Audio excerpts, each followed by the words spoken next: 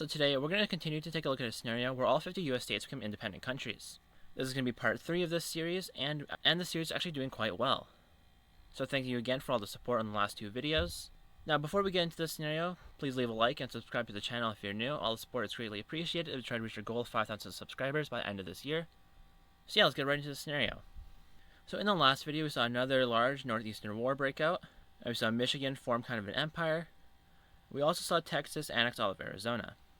And we also saw some unions forming, such as Colorado and Wyoming and the rest of Utah, California and Nevada, a lot up in the Pacific Northwest, and between the Dakotas and Minnesota. And at the start of this video, we actually have Arkansas and Missouri uniting together, as Arkansas wasn't doing too well, and they needed a bit of help. And we have Nebraska and Kansas joining up with the Wyoming-Colorado Union, and unionization is actually becoming quite popular among a lot of the weaker countries. And now to start off with our war, we have New York declaring war on New England. Now the northeast area is just kind of a mess. Everybody hates each other or loves each other. There's no in between. So now this war is actually going to lead to a big chain of events. We have Maryland and Virginia joining on the red team, and Ohio on the blue team as they hate New York. This leads to Michigan on the red team as they don't like Ohio. And then this leads to a lot of other countries joining on the blue team as they don't like Michigan. Moving down south, we have North Carolina joining the red team as they like Virginia. At least there's a lot of the southeastern countries joining on the blue team, except for Florida. Well, that's because they don't like Georgia or Alabama or South Carolina, and so they're joining the red team as they see a lot more success, as the red team is a lot stronger. Speaking of the red team being a lot stronger, they just got Texas and California, and the Pacific Northwest country joins the blue team because they don't like California. One other country joining this war is actually going to be Mexico. They don't like Texas or California, so they're going to be on the blue team. Now, if you remember, Florida does have all the Caribbean nations, or islands, under its control, so I'll just color those in there. And that's going to be both sides of this war. Now you might notice that Delaware is not on any side, but that's because they're like Switzerland and they're super neutral, so they stay out of every war.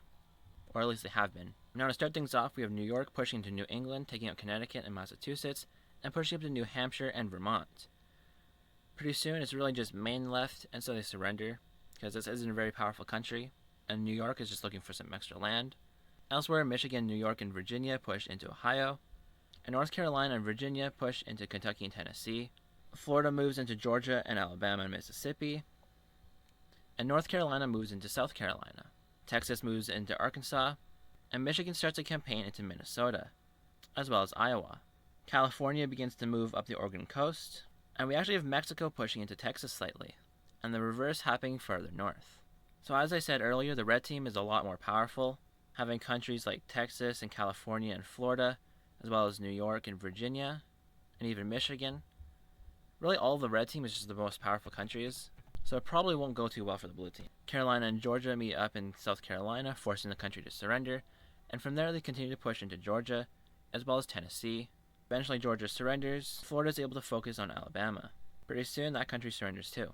They now have a broader front line into Tennessee and Kentucky, as well as into Arkansas, and use this to their advantage, taking out Tennessee and Kentucky with ease, and pushing over into Missouri and Arkansas.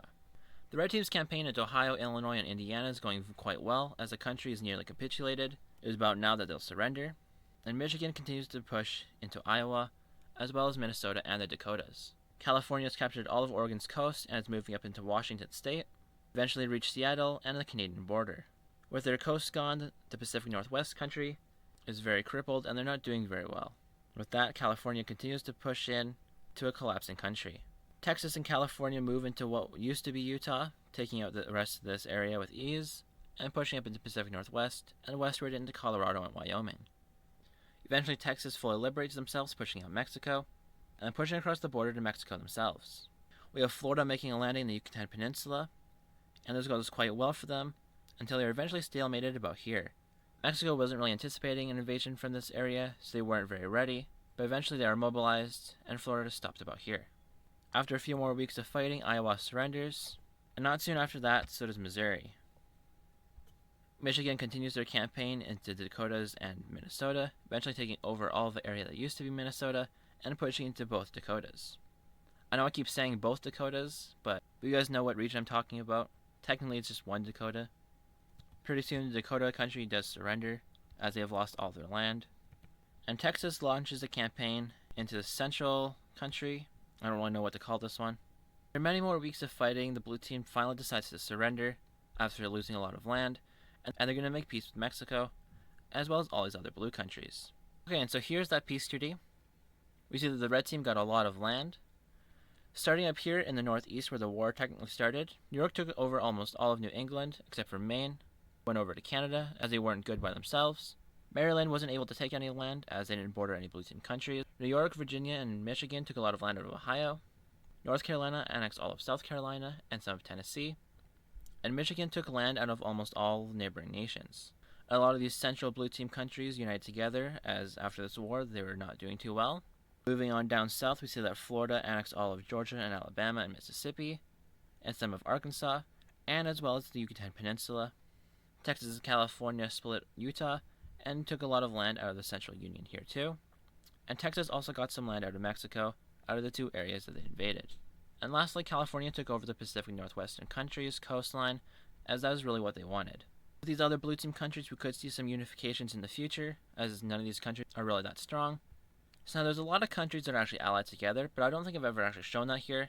So now we're going to be adding a new element to the series, and that's actually going to be alliances. So of course we have the blue alliance here, and then we have the red alliance between New York, Maryland, Virginia, and North Carolina. And we're actually going to add Michigan to that alliance too. Then we have a purple alliance between California and Texas. Now Mexico's not in any alliance as they hate all these states. You might also notice that there's one country that was in that war that's not in an alliance. And that country is of course Florida. Florida doesn't really like anybody else, and so they're staying by themselves as they want to expand down south into Central America. With them annexing the Yucatan Peninsula, it'll be easier for them to do so. So yeah, that's going to be it for today's video. If you did enjoy this video, make sure you leave a like and subscribe to the channel if you're new. All support is greatly appreciated. Leave any comments or suggestions below. And thank you for watching, and I'll see you in the next video.